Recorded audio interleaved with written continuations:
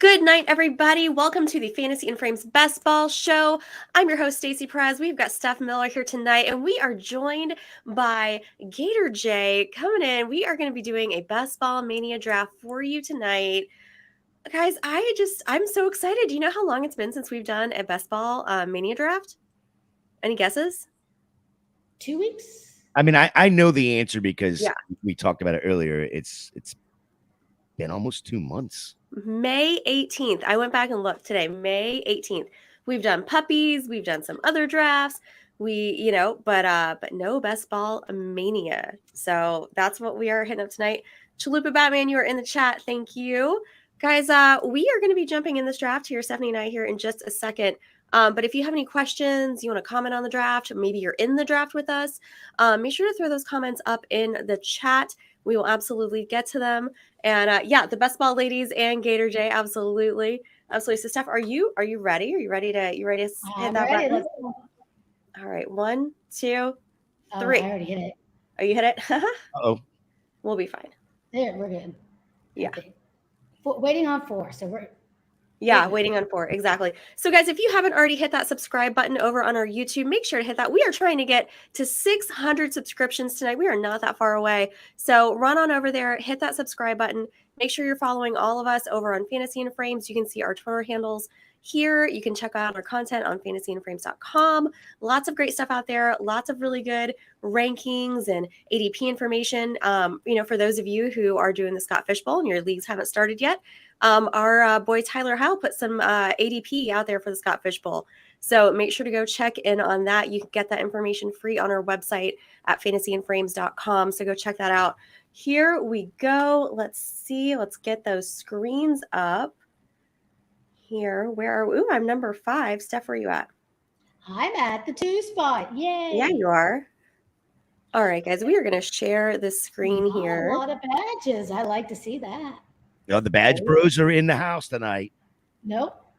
No? Because everybody is drafting the puppies. So that sometimes it's a really good chance to, get in the BBMs, I realized, when those new contests drop. Because there's a really good chance that you're not going to get the regulars because they're distracted. So you might get some. Hang on, guys. This is a really gross bright whiteboard. We're gonna get rid of that and redo that and make it nice and dark. Yeah, I was gonna ask.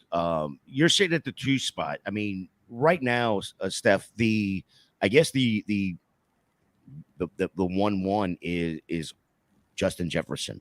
Is that the case in every single Best Ball Mania right now? You mean for me personally or in general? Well, I mean, just in general, is he like the consensus 1-1? I mean, he just went 1-1 here. So for you personally, if you're sitting at 2, if you were at 1, is it Justin Jefferson and then like Jamar Chase directly after? And then explain. Well, I'm going to try to come at this from I don't know a ton about Best Ball, so I'm going to try to pick your both of your brains and try to really dig into strategy and how to build a $3 million winner. Because listen, if we win $3 million tonight, either one of your teams win $3 million. I was on the stream, so I'm claiming 25%. Just absolutely out there right now. So, yes, Justin Jefferson 1-1, Jamar Chase 102. Is that consensus all the way across the board? And then, of course, why is that? Stacey, you're on the clock. I am on the clock. So to answer that, for me, you only get, no matter how many drafts you're doing, you only get so many of those positions. So I'm going to take advantage because they're never going to drop out of those positions. They are the consensus. So, say I'm at the 3 and I might have Christian McCaffrey, but there might be some other guys I'm light on. Sometimes he falls. Mm-hmm. You never are going to see Chase and you're never going to see Jefferson fall. Possibly to the 1-2 if somebody went, but outside of that. So, I mean, when you do have those spots, that's the only exposure you're going to get. And you definitely don't want to be under. So you want to get as much of those guys that that are the consensus while you can. Right. So I would say, if you're in the top 5, switching some of the other guys, maybe 3 through 5, 3 through 6 around, to get a little more exposure, based on how many drafts you're doing. If you want, think, oh, I want to get a few more shares of this guy or that, then that's okay. But guys that don't fall, you want to take them when you get that opportunity is really what it boils down to. Right on. Stacy, you turned it right around at 5 and took Cooper Kupp there. So you get four wide receivers come off the board out of the first 5 picks. Christian McCaffrey at 3, Tyreek Hill at 4. You taking Cooper Kupp, who I think could possibly be that wide receiver 1, if not 2 this year. You got him as wide receiver 4 in this draft. Really love that pick. What was your thought process taking him over like a CeeDee Lamb, Amon-Ra, AJ Brown, who just went?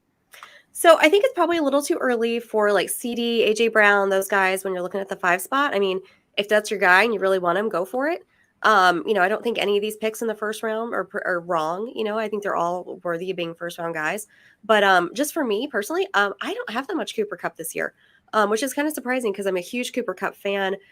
He won me a lot of money a couple years ago, so love him to death. But I just don't have a lot of him this year. He just hasn't fallen to me, or it's either been too late or too early. So I said, you know what? If Tyreek Hill is still here, I'm going to take Hill. But he wasn't. He went at 4. So I was like, you know what, Cooper Kupp, come on down. You're part of the squad.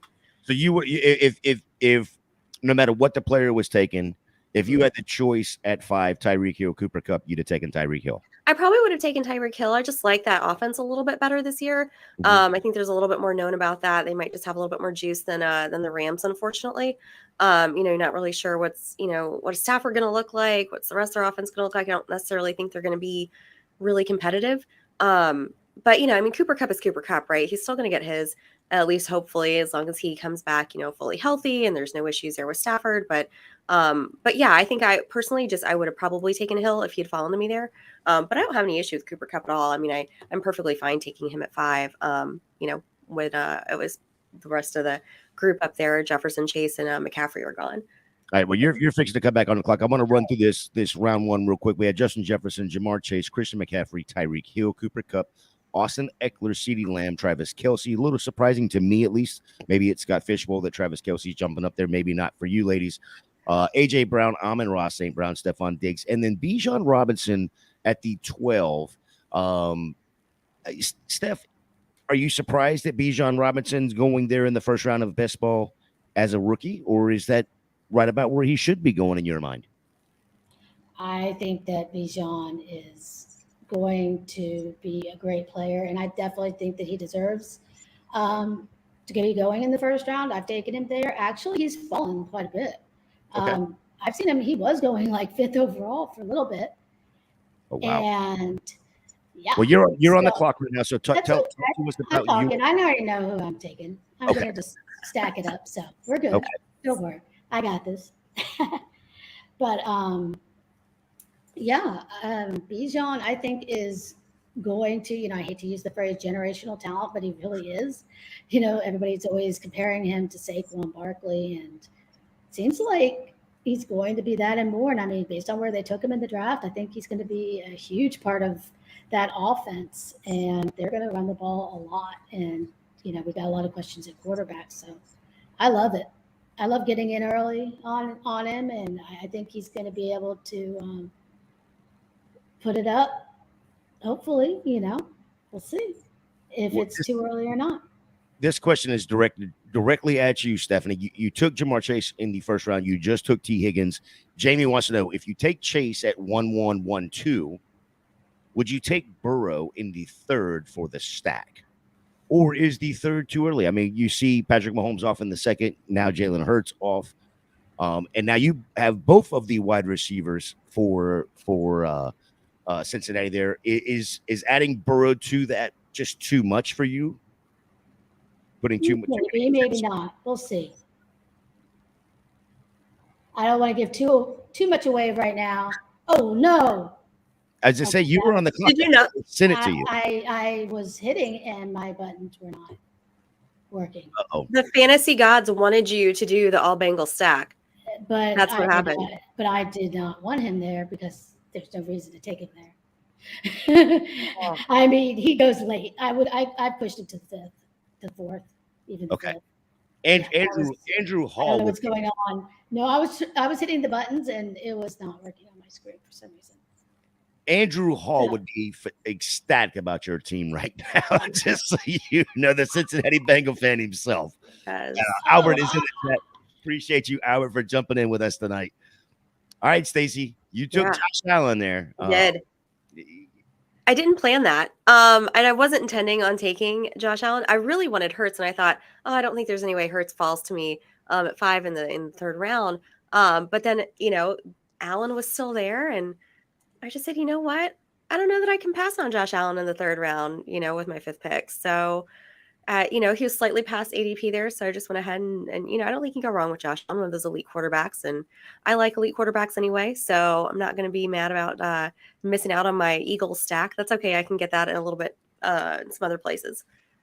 So, Stephanie, I wanted to ask you a completely different question. However, now that the boo boo has happened with Joe Burrow there, and I'm not going to say it's a bad boo boo, but maybe just like you said, a little early.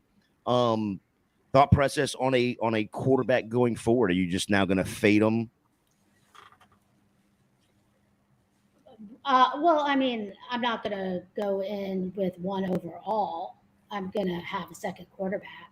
Well, no. I mean, are you just going to wait till like the end, till way later I now? mean, it'll be a little while. I mean, it'll be dependent on what team I decide. I mean, in Best Ball Mania, I mean, I'm going to be going for stacks. So depending on other receivers I pick up, other offenses that I could build around, it'll be. And also, I mean, I don't plan too much ahead because if somebody falls ADP wise, from their average draft position where you see those numbers, if there's a really good value that pops up and it's something I think I can manipulate around to take advantage of, depending on how much, then I might go that route as well, because there's a few quarterbacks that have receivers or, other pass catchers that go really late and are easy to what we call kind of backdoor stacks sometimes. So if one of them falls a lot, even if I don't have any of their teammates on my team, at that moment, I can go ahead and set something up for later that way. So I just kind of try to take advantage in these of what the draft gives me, what the room gives me. I keep my eye on, my own personal rankings and thoughts, but I also look at where they're going and adjust that. So I try to get the guys I like at the right spot. So just because he's my top guy, if I know that he's still, like in Burrow's case, doesn't go usually for another round or two, I will push it out and try to wait and take somebody else, even if he's not the top on my board that I like. Though. All right, Stacey, you're up in 2 picks here with Cooper Kupp, Devontae Smith, Josh Allen. Not trying to get you to give away too much with these two picks in front of you. Thought process here, maybe not just player names, not speaking the names, but maybe the thought process, maybe a positioner, or where's the mindset going right here, going through this halfway through this 4th round. So definitely a receiver, unless a certain Detroit running back falls to me. Oh, and look at that, he sure enough did. So I think we're gonna go there, just because I just kind of want to be a little different. I don't normally take a running back that early, but I can't quit Jamar Gibbs. I just really can't. Jameer, whatever. I can't quit him. So I think I'm going to go there. And I was thinking about receiver also. I actually really liked Christian Watson. I had him on my list there as my 3rd guy. Actually, just about everybody that just went in this round as far as receivers, I had in my queue. So, but then, Gibbs was right there. So I just said, you know what? Let's shake it up. Let's be a little different here. Let's see what we do. And I'm actually sitting over here because off the top of my head with our stacks and our correlation stuff, like I couldn't remember who the Rams were playing because I've not taken any of Cooper Kupp. So I'd actually go look that one up. Thank you. Everybody else I had oh yeah. And then I was like, wait, who are they playing again? Yeah, the Giants. If you have any questions, I will tell you. Have you got it? Okay, let me ask you. I've got just about all of week 17 memorized. Where have you got all the playoff weeks memorized? No, but I have an overlay that tells me what they are. Nice. There you go. So I do have I have a couple of them, or I won't always know exactly what week, but I know a couple that correlate with other teams because I've kind of done a few things of I know I take a guy from 2 or 3 teams, because I don't remember exactly how, but I know they all do correlate into the playoff weeks a little bit. Mm-hmm. But I really don't focus for these too much on the other playoff weeks. I mean, the only reason we focus so much on week 17 is because that's where you win the money, Yeah. And I mean, yes, you advance for the other ones, and that's great, but you don't want to. It shouldn't be your priority to game stack for those. If it happens, if you have a choice between not game stacking for it and game stacking, if there's 2 guys that are like exactly even to use as a tiebreaker, sure. But, keeping your structure, of what you're doing, stacking your quarterbacks in general, Mm-hmm. Doing those things should still be the most important for this type of, structure and contest. And ADP value is a big one also for advancing. Yeah, how much do you look at ADP when you're building your rosters? I mean, you two play, do a ton of these best balls. So, how much are you looking at ADP, the fluctuation of ADP as you're drafting from one draft to the next? A lot. Stacy? Yeah, a lot. I mean, you're taking that into account. You don't want to take somebody way too early. You make sure that you're, also taking a look to see, like, is there somebody out there you've forgotten about? Wait a second, like, is there really great value here? That was kind of like my thinking with Josh Allen. I was like, he's slightly past, he's definitely not coming back. So if I want to go elite guy, like, this is to take him there. But I think, it's definitely important to keep that in mind. Now, like, if you're on the ends, I don't think there's anything wrong with reaching a little bit. I mean, not like several rounds, right? But like, if you know that guy's probably not coming back to you, then yeah, go get him. But overall, I mean, I think that's really important to pay attention to. So, Yeah. Steph, how much do you take into account, especially in these first 6, 7, 8 rounds? We can't predict injuries. Nobody wants injuries to happen, but you have players like a CMC, you have players like a Deebo Samuel that have a little bit more of an injury risk, have a prior injuries, whatnot. Does any of that come into mind or into your thought process when you're looking at drafting any of those players, knowing that you could absolutely leave a hole in your team if they do get injured? No. I mean, injuries, everybody can get injured at any time, any moment. Now, somebody that I think is injured coming into the season, that's a different story. Okay. But Mhm. I don't believe in necessarily like, is this guy's injury prone? If you don't believe he belongs or is worth the place to draft, then don't draft him. Or draft enough teams in your portfolio. You go, okay, if something happens, this team is dead. And that's okay because I have 50 other teams that don't have him. Yeah. And that's fine. But you want to optimize and have the best team possible for each situation. So once you take them on your team, you're assuming they're not going to get hurt. Don't try to, mitigate things within that one roster. Don't hedge within that one roster. Hedge by just getting exposure to the other guys on another roster.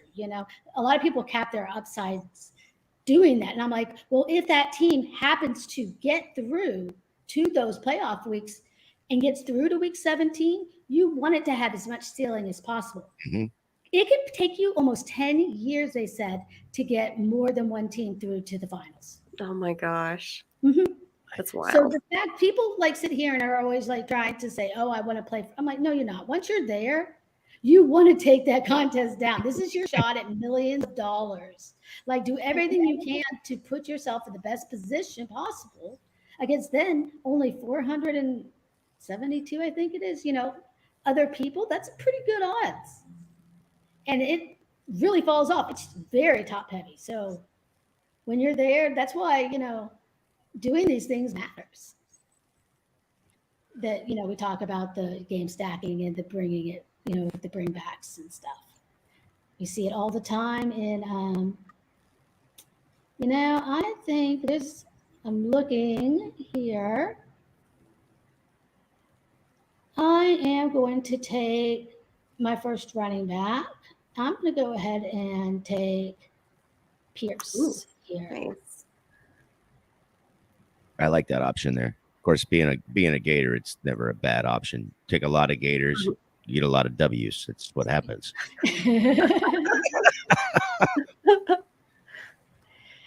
So we've talked about correlation into week 17, and of course, that's what everybody's focus is on.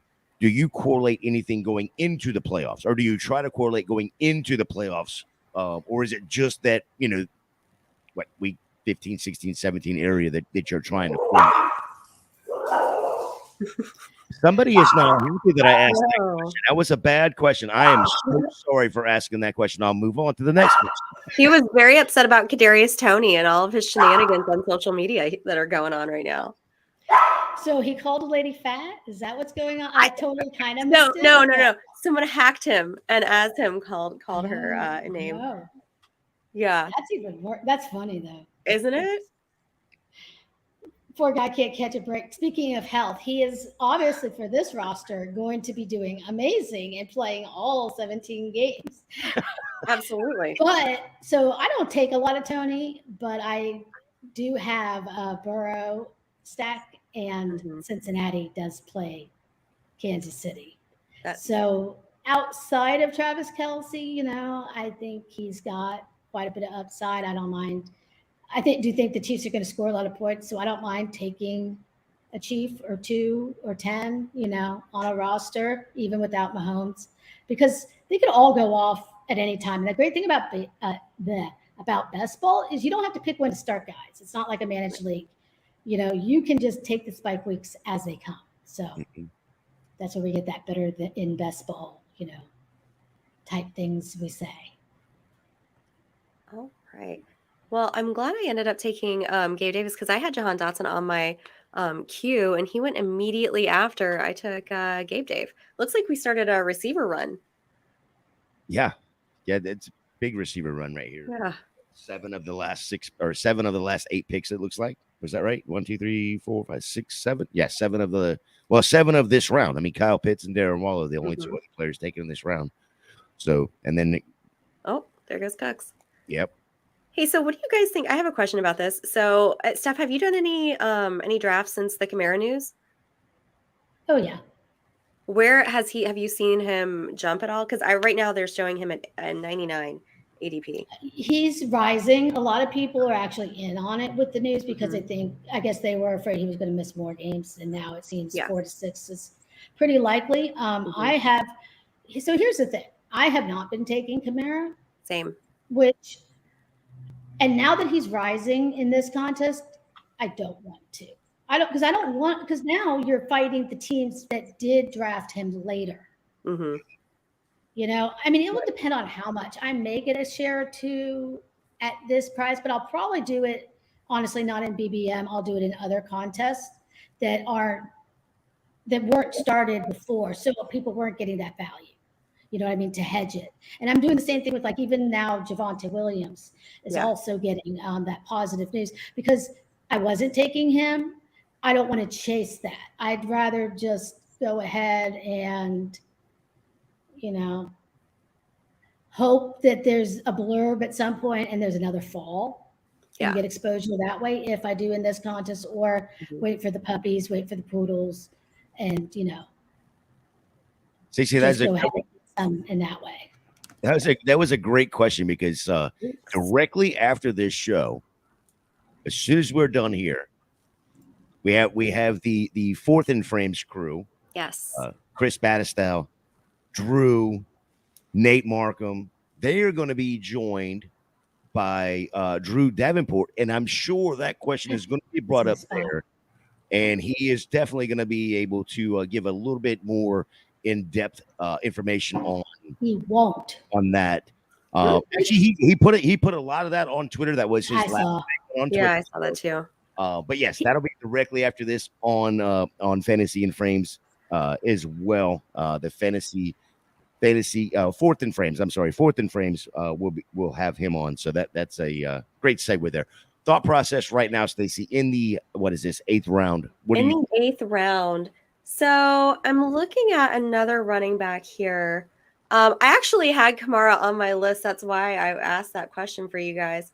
I'm going to go ahead and take Brian Robinson here, just to kind of go along with my IU correlation there for week 17 with Washington. San Francisco. But I had Kamara on my list because, I was thinking, well, you know what?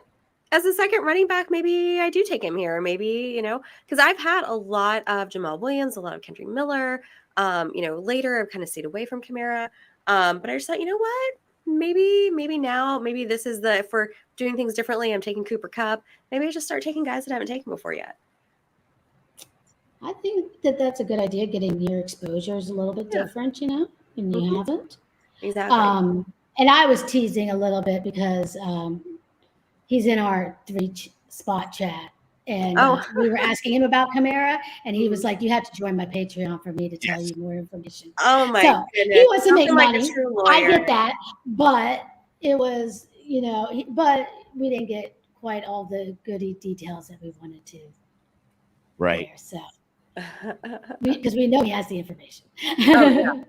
Well, yeah, and the knowledge. He has access. Yes. Which is always a good thing to have access. Exactly. All right, so we're going into the 9th round here on that turn. I'm going to scroll us up just a tiny bit so we can see. I'm going to copy you for a minute and take the other Washington. There you go. I like Gibson. I just have a ton of Gibson and not as much Robinson. So that was kind of what made the decision for me there. I like both of them at ADP, honestly. I've even taken them together a couple of times. Yeah. Because I think they could both still have a role. And I kind of think Washington might be a little run heavy too. So I do too. So there's some people that I took a little bit later. And thank God. I wanted to do this right here. There we go. Danny Dimes is my second. Oh no! I was literally putting into my queue. Well, Steph, so this just turned into a 3 QB team because somebody didn't look at bye weeks before I hit draft. Yep. And so 3 QBs, guys. 3 QBs. Anyone wants to throw in the chat who I should take? Let me throw me some ideas. Whoops. I'll only give you bad ones since I was going to take him myself. No, I'm kidding. He's another one I don't have much of. Stacy Stephanie is over there looking at the same bye weeks. Who else is on that same bye week? I'll give her that. 13. Yeah, right. Who else is in week 13? It's like all of our that I don't have memorized. Week I don't 7 and week 13 have like everybody. Do you guys suspect that whoever does the NFL calendar secretly hates people that play fantasy? Because that's what I think, honestly. Well, so what you're saying is Bill Belichick makes the calendar? Yes. Bill Belichick makes the calendar. I do. I think that maybe they lost a lot of money one year or had to do one of those really awful punishments in their league. And they said, you know what, I'm going to take it out on the entire fantasy community now. And your playoff week 13, I'm just going to bone all of you. That's kind of my thought. I'm wondering, now that you bring it up, I'm wondering if Belichick lost his league and it just happened to be the year 2019 or whatever it was. And the punishment was making his dog do his true NFL draft. And maybe that's what happened. Oh, that's funny. I mean, just, now it all makes sense, Stacy. Now it all makes sense. Full circle. It all came from all of it. Just bringing it all back. So, we're at this 9-10 turn right here. Excuse me. We talked about correlation. We talked a little bit about the roster construction. We talked about bye weeks, things like that. Exposure. It was brought up a little earlier, but why do you two look at your exposures, with the amount of drafts that you're doing? Why does the exposure to each player matter so much? Well, I mean, when I'm doing a ton of drafts, I want to make sure that I'm getting different guys and guys that I like. Because, it's easy to kind of fall into a rut where you're taking your same 1 or 2 favorite guys. But if you're doing a bunch of these, you want to say, do I think that 100% of the time this guy is the best pick? Probably not. You might say, okay, I do, think this player is better than this player 20% of the time, 10% of the time, whatever it is. But you want to kind of use that to say, okay, I don't want to put, all my money on just one thing. Now, if you're just drafting 1 or 2 teams and you have your favorite guys, that's a totally different thing. But when you're doing a bunch of these drafts and have a portfolio, you want different combinations. You want to I look at team totals, for some of those games and things. You want to target different combinations of players on the teams you like. You want to have a little bit different structures sometimes. I mean, but checking in on your exposures kind of just keeps you in check.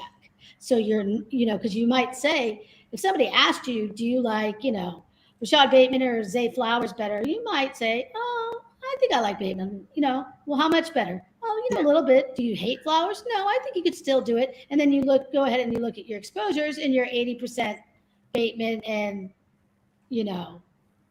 or 80% of the time, and you only have that 20% of Flowers. You might go, I don't feel that strongly. My opinion's a lot closer than these exposures are. So maybe I should start taking him at that spot a few more times, since they're on the same team and they happen to be going at basically the same spot in these drafts, so that's an easy example to use.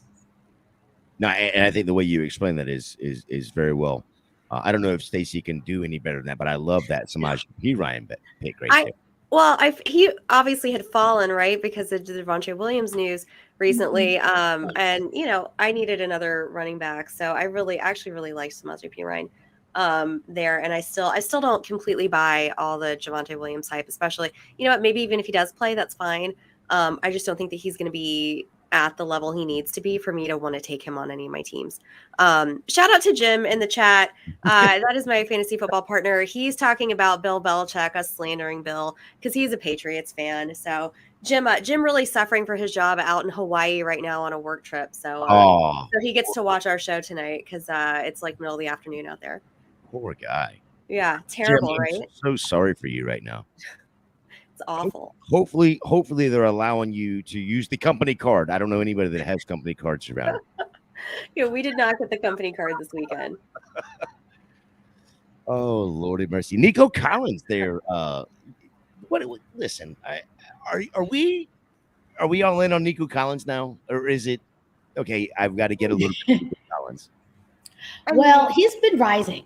Like, he rose a lot. There was a little blurb. I don't remember exactly what it said, but it was basically CJ Stroud loves him, and even though I know, right now it doesn't matter. We haven't really seen them in pads doing much, but there's nobody on that team really. So he looked pretty good. So he definitely could be a number one receiver going at this spot.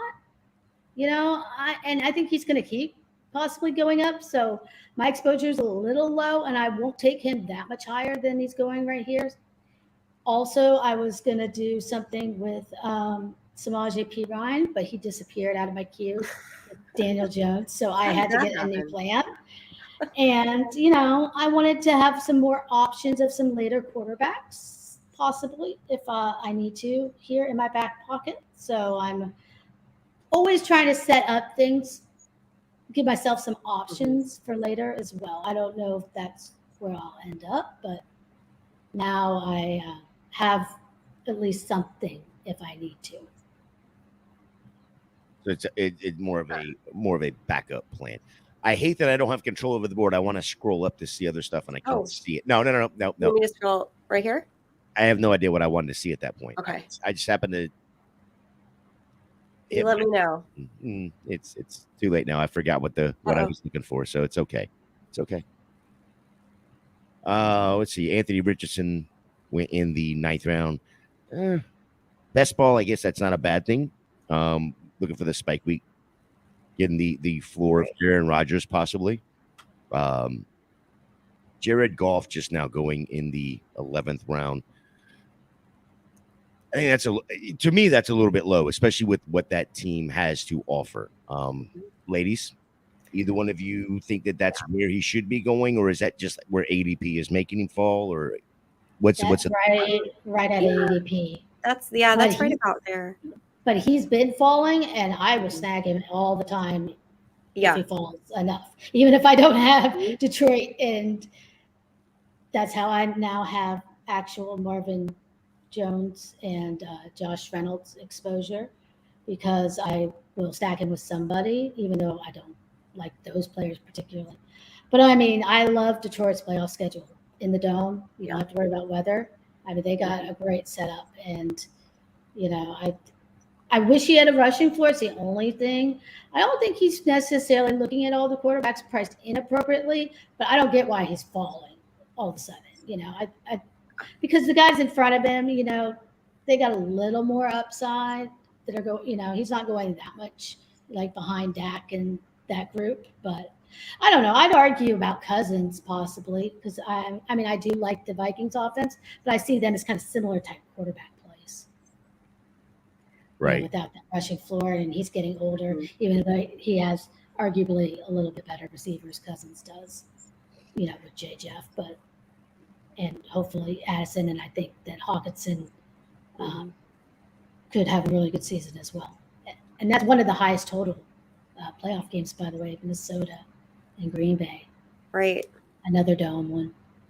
Well, I was going to say too, I don't know why Goff is falling so much, but I'm happy to take him. He was actually on my queue as well to kind of go there with pair with Gibbs. Yeah, I'm surprised you didn't do that in this round. It's early. Exactly, and I thought I was like, oh, I can probably get him on the turn. It might be a little too early to take him there, but I'm going to take a guy here, and I might have to do some stuff with my correlation here, but he's fallen pretty far past ADP. I got a little Darnell Mooney.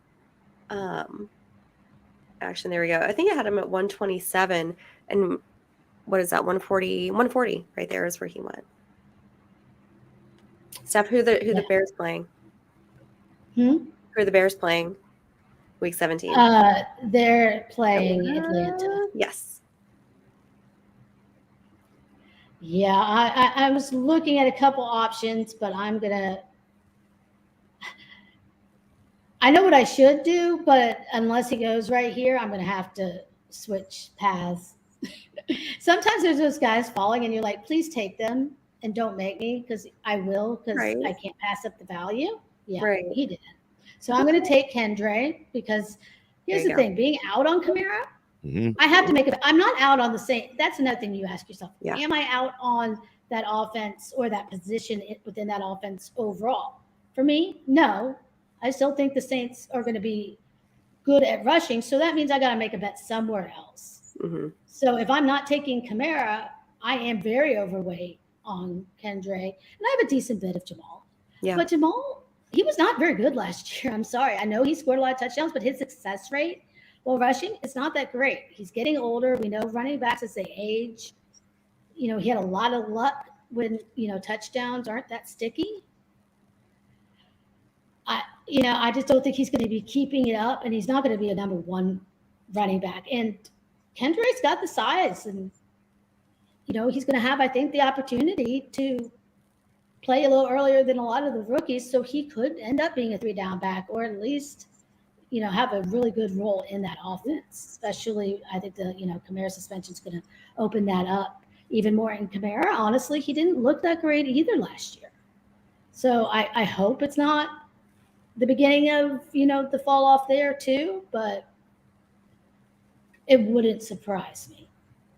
So I'm going to go take my shots on the young guy that might, like I said, start earlier than a lot of these other rookies, who was a rookie I was already in on.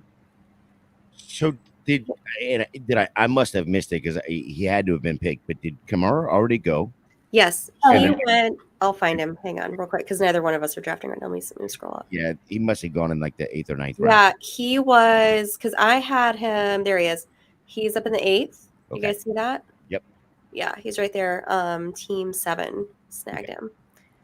Yeah, so we'll scroll. Oh, let me get over here. Scroll back down. Sorry. I missed it, because I guess probably we were talking about it, and yeah. Roshan Johnson. Jamie would be real happy. Jamie was in the chat. Jamie would be real happy that Roshan got picked and got drafted. Yeah, he would. So I don't feel as strongly, Steph, as you do about Jamal Williams, probably just because I am such a huge Jamal Williams fan. But I definitely think there is room for regression with those touchdowns, right? I mean, it was 17 last year? Just off the top of my head. That's a lot. That's really hard to replicate, especially on a new team with a new offense. So probably going to be a little bit lower, but I don't I do like him. Probably, it sounds like just a little bit more than you do, though. Well, success rate of rushing plays, he was actually scored really low when I was looking at stats. I don't have the number off the top of my head, but I was doing some other research, kind of fell upon it and was like, ooh, I thought he was better than he was.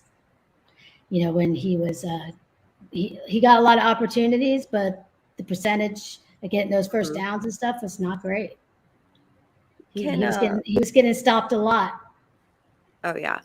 Can we talk about Brock Purdy going right here at 157?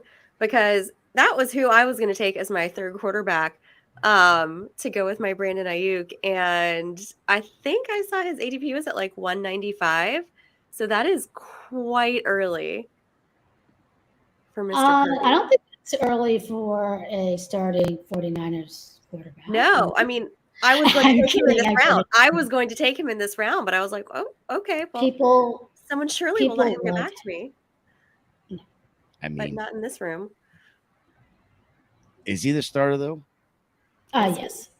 I think so too. I think he's the starter, unless something horrible goes wrong with his rehab. I think he's the starter.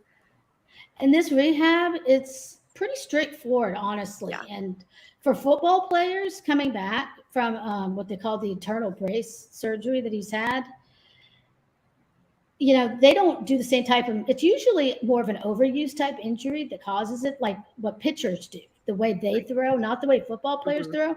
So with football players, it's usually when it was an impact, which is what happened with him. He got hit while throwing that caused the injury. So the tendon happens to be in a little bit better shape. So their outcome is really good, really favorable coming off this injury. Even the baseball players whose ligaments are not, but it was like close to, I think one of the studies I was looking at, like a 90% of getting back to where you were before the injury, which is like huge. I mean, when you look at like other injuries, like, our knee injuries or, ACLs or Achilles or things like that, it is nowhere near that type of favorable numbers for people coming back to like the same level of play that they were and stuff returning for athletes. So that's another thing that got me in. So it's not just that I think he's a starter. I just think he's going to be fine. Yeah, I think Shanahan and the 49ers have an interesting dilemma on their hands with Brock Purdy and Trey Lance. If they both come back healthy, what to do. I think it's Brock Purdy, and I think there's a trade to be had for Lance, even though the capital that they put on it. That's just my personal opinion. I just looking at what Brock Purdy did in that short amount of time, the connections that he made. I don't see how he's not considered the starter. Yes. But there's the argument for it. There's the argument for it. So, Stacy, I hate to do this to you, but your screen mate decided to stab you in the back right here on this round. Oh, with Marvin? Listen, so I had to check my Marvin Mims exposure before we started, and I gotta tell you, it's at 36%, guys, which holy guacamole is so high. And I actually I also took him in our fishbowl draft just like the other day. So that's okay. I can give up Marvin Mims. I gotta calm down at a certain point. Well, yeah, but the tweet you put out there is, can I get more exposure to him? And Steph said, no, you cannot. Not tonight. Not tonight. You're not. He fell past ADP, by the way. So I tried. I gave her all the and by the way, I have a 40% exposure. Is it 40? Oh my gosh, I love it. But look, I have Mike Williams from the Chargers, and they are playing Denver. Yeah, Denver, exactly. So I was correlating. So that's and ADP value. So two things I could not pass up. That's my story, and I'm sticking to it. Exactly. This is such a weird team for me. There's like so many of these players on here that I don't normally get, and I got to tell you, it feels really weird. I don't know how to feel about this. Isaiah Hodgins, I don't normally take. I don't normally get Darnell Mooney. This is kind of freaking me out a little bit, guys. Daniel Jones, I don't have a ton of. Brian Robinson, oh my gosh. Yeah, but you gotta get. That's good that you're making yourself get some, because it's like, again, you say, okay, if you only get your very favorite players, you're going to draft the same team over and over again. And there's no reason to keep making that bet. Then just draft one team if that's what you want to do. Exactly. And you never know. It's funny. Like I remember like last year and the year before, some of the teams that like I looked at and was like, oh, I don't like this team, or it's okay. And then the teams that I absolutely love, those teams did terrible. And the teams I was like always like kind of a little less excited about were some of the ones that did the best. Very rarely was it a team that I was like, oh, that's the one. And then it actually was. Yeah. Now, last year, that was Trey Lance's fault, as was the year before. So you learned your lesson this year. Like, I was a huge Trey Lance truther. Yeah, I had him everywhere. And that's why it was hard for me to come to terms. But I'm like, no. It is what it is. And unfortunately, I mean, if he's traded, that's a different story. He might have a chance. For sure. Somewhere. But as far as in the 49ers offense, I don't think he's the starter. I don't think he's necessarily the backup either. So yeah.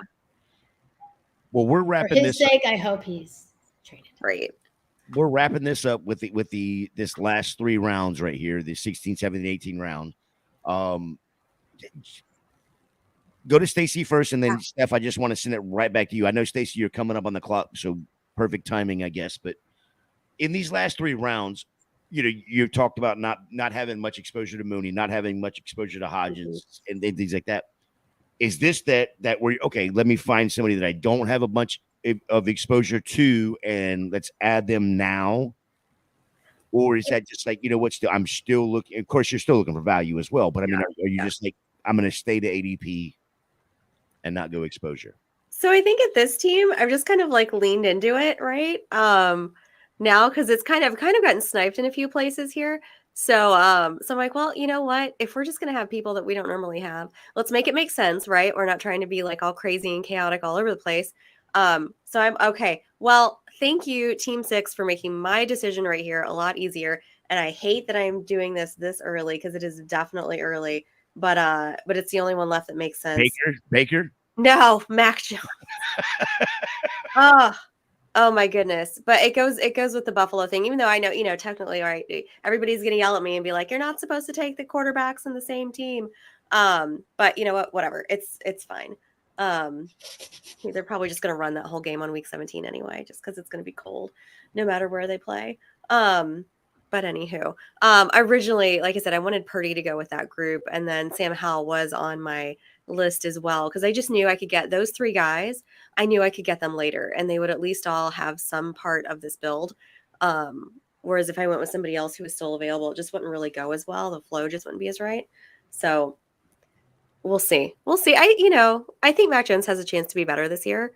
Right. I mean, it can't get too much worse than last year. Right. I mean, that was pretty rough. So, I mean, he's got an OC this year, a true OC. It's a real one. Yeah. He's got a real one. So, I mean, can it be worse?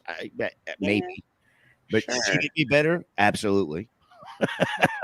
Yeah, exactly. It could always. It still has Jim's guy. I'm not going to talk bad about him, but it still has Jim's guy. Yes.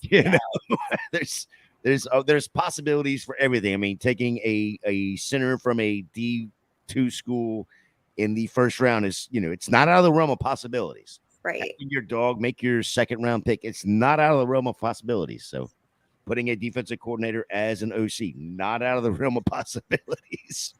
Yeah, you could definitely still do that. Sorry, Stacy. Don't be sorry. You took Gesicki? That's okay. That's okay. I have none of him, because I have none of him. So we're gonna do something kind of gross. I kind of feel gross about it, but we're gonna go 3 QB and 3 tight end also here. And I'm gonna get me a little Arizona Trey McBride to go with my Philly boys over here in that week 17 there. So at the end, yeah, this definitely wasn't.